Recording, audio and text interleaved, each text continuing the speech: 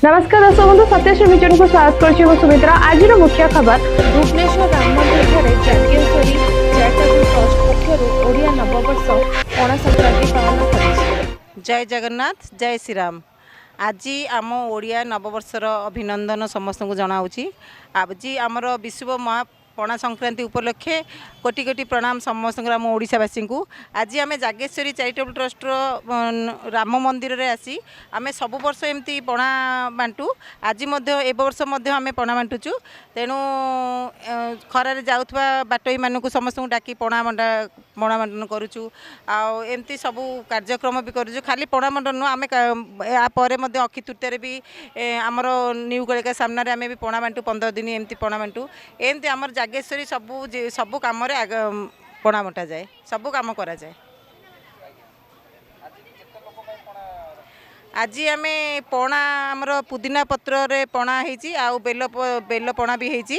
एमती सब पणा 2-3 प्रकार पणा होती। आज 2000 लोक आम पणा बंटन कर व्यवस्था कर। मो Jageshwari charitable trust member Babita Behera Rangabaja Satyampur आसी।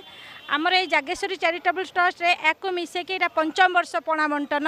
आम प्रति वर्ष ये आसिकी पणा संक्रांति आमर ओडिशा नववर्षर नुआ वर्ष आज आम पणा बांटू। 2000 लोक आज एथर आयोजन होमर समस्त बहुत खुशी अच्छु। एमती पणा बंटन कर चलू। आम जागेश्वरी चैरिटेबल ट्रस्ट तरफ बहुत कार्यक्रम होची। अनाथ आश्रम को जाऊँ, शिशु जो ब्लाइंड स्कूल को जाऊँ, एमती जाकि सब विभिन्न जो बस्ती को जाकि आम सब विभिन्न कार्यक्रम रे समस्त को हेल्प करूँ।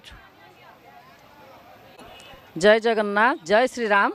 आज आम प्रकृत में आज जो पणा संक्रांति जो विश्व संक्रांति ओडिया मानकर आज आमर नुआ वर्ष आरंभ हुए। यही दिनटी को आम धूमधाम रे पालन करवा कहीं आम ओडिया भारी बढ़िया।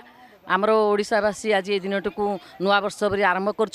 आम जागेश्वरी चैरिटेबल ट्रस्ट तरफ 2000 लोकंकर पणा बंटन कार्यक्रम राम मंदिर पुराणा राम मंदिर स्थित करूँ।